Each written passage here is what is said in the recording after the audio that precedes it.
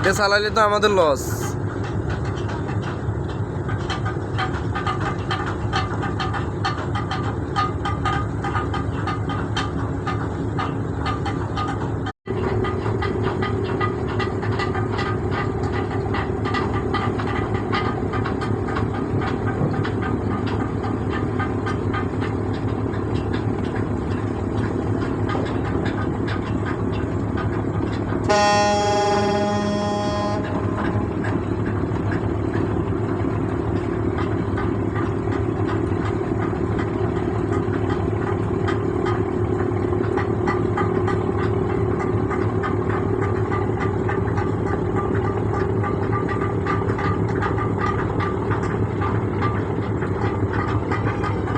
এখন এইটা হচ্ছে আমাদের বাংলাদেশের সাবমেরিন।